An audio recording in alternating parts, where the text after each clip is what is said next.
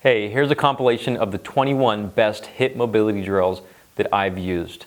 Don't forget to subscribe, share, and like this video. It's going to be extremely quick, so there are more detailed videos to come on each individual hip mobility drill. And if you see one that you really like, comment below and tell me. And if there's one on there that you have used and you like, tell everyone as well, and I'll include it in the next video. Here we go.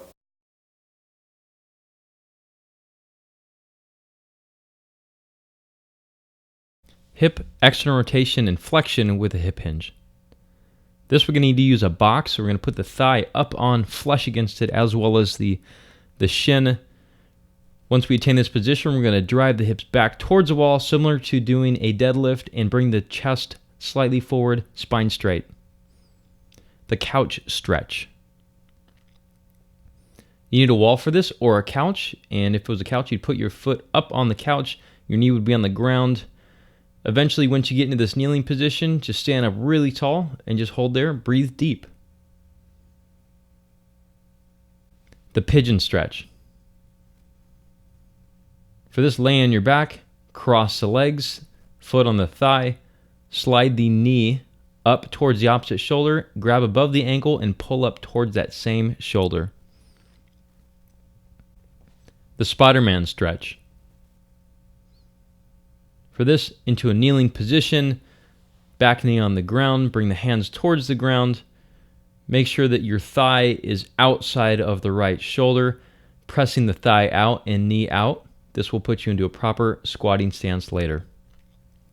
The quadruped rocking.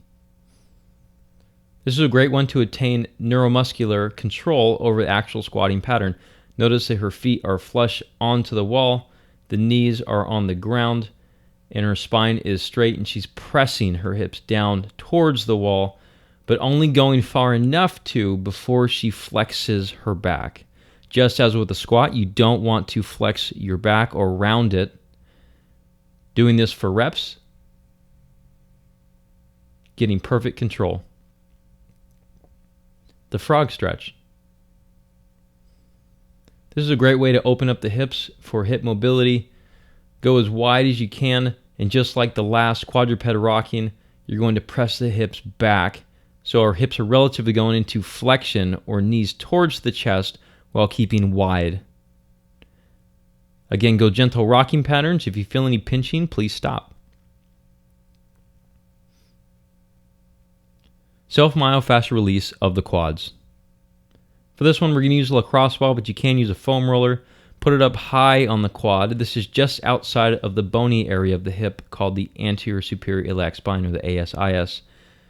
Put it right up in there, and you're going to use your elbows and feet to roll your body up and down. This will be fairly tender. If there's any numbness or tingling into the foot or the thigh, you've gone too far inward or medially. This should be relatively on the outer part or in the center portion of the thigh. Normally, we do this for about 30 seconds to a minute. Self-myofascial release of the gluteus medius. The gluteus medius is just on the outer portion of the thigh, and it fans out. It's a very fan-like presentation. If you put your hands on your hips, it would be on the right around where your thumb would go. Just like the pigeon stretch, we're going to bring this knee across, or this foot across, and now we're going to roll our weight onto the ball, bringing her chest and pelvis towards me. We do this for about 30 seconds to a minute. If there's numbness into the thigh or the foot, obviously you should stop.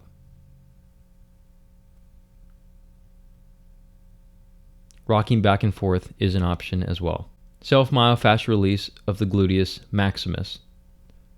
For this, our gluteus maximus, we're going at the origin point, which is up onto the iliac crest, or the crest at the lower part of the back. You want to find that crest and go just down from it or inferiorly from it. Once you find the spot, which is usually a little bit tender only when you flex your hip or bring your knee to your chest, you're going to put a little bit of weight on it, straighten the legs, bring the knee towards the chest, and drive that all the way home. It will exponentially get worse as the knee gets closer to the chest. Hold this position, and we're going to go for reps, normally about 30 seconds to a minute.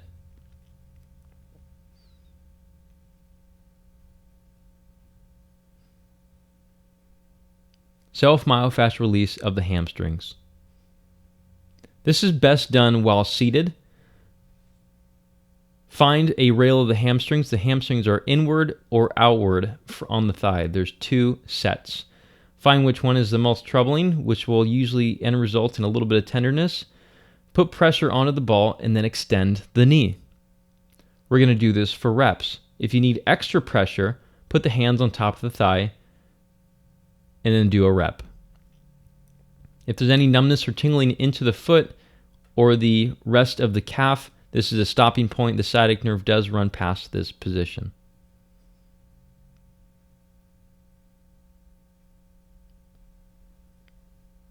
Self-myofascial release of the adductor.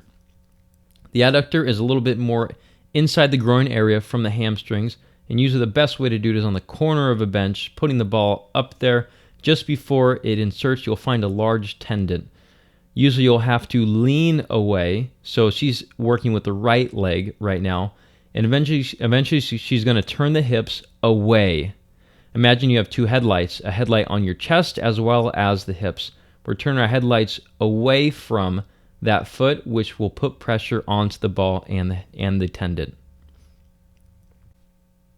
Good mornings. Good mornings, we want to use a stick mainly for position of the spine. Notice that the stick is in contact with the back of the head, the mid-back, and between the butt crease, and it should not move from this position at any point during this activity. From this point, we have soft knees and we're pressing the hips backwards. You're going to feel your weight press on towards your heels. You should not be rocking up towards the toes at all. And we usually do this for reps, moving similar to those birds back in the 80s and 90s, those little drinking ones. Single leg RDLs. Just like the good mornings or an RDL, the single leg RDL is a single leg variety. For this, we're going to drive the heel through the back of the room, straighten that leg, and then the chest and torso will follow. The arm is optional. From this, we're going to hold the position and then return under control. Again, driving the heel, straightening the leg. If you choose to use the arm, crush a tooth of toothpaste in your fist, and then go as high as you can. Pause. Make sure your belly button and your chest is always faced towards the ground. The lateral squat. Some call this a lateral lunge. We attain a position with the feet much wider than shoulder width. The point of this activity is to draw the hips backwards, keeping the weight in the heel of the side you're leaning towards. Notice here the knee is not going beyond the toe and she's driving the hips backwards and having the relative amount of forward lean from the chest. From this position, we stand straight up. Dive the hips back, and then standing straight up. Leg swings, forward. Leg swings are a great way to warm up dynamically for the hips, but also you have to contract the anterior and posterior abdominal walls. Notice she's having her hand on the chest wall, which is cueing her to keep her front side abdominals engaged while her leg is swinging backwards. The point of this is to keep the trunk in one position as you're swinging the thigh, similar to running.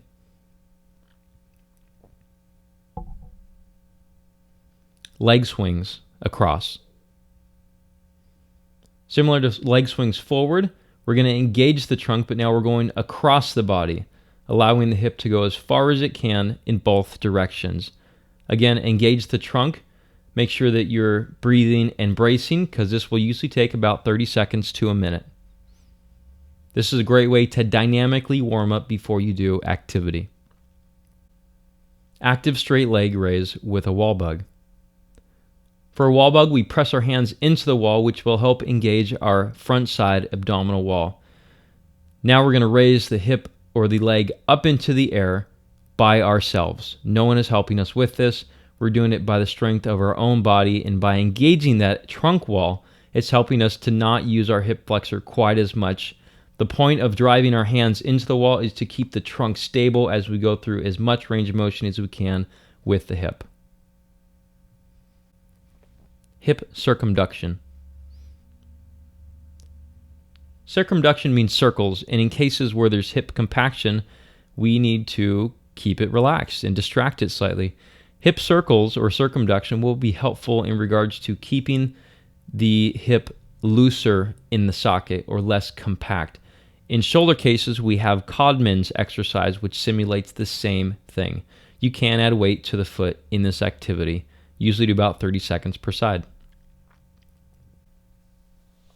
Axial distraction. For this, we'll need a band, and it's actually very helpful with people who have hip labral tears or hip impingement. Notice she's coming from the outside and getting the entire band along her foot behind her heel before she's stretching it out, and then she's going to starfish herself onto the ground to gain traction. From here, she's going to move her foot inward and outward, which is relatively going to move her femur or thigh bone inward and outward. And now we have distraction or pull on the joint while we're moving it through complete internal and external range of motion. Posterior distraction while lunging. Now for this one, we have to get it extremely high up into the groin area, and we usually use it on the downside thigh. For this, get a good lunge position, and we're going to oscillate through. Ideally, get up into a proper lunge position and put your chest high in the air. And what this is doing is the band is pulling backwards on the hip or the ball and socket of the hip or the ball of the hip while you're going through hip extension. Lateral distraction while lunging. Again, this is one of our band activities. Get it extremely high, and sometimes people with hip impingement can improve the way they feel by distracting their hip with a band while going through oscillations of motion. With this one, we're moving the hip into extension while we are pulling the hip, also the ball laterally or outward with the band.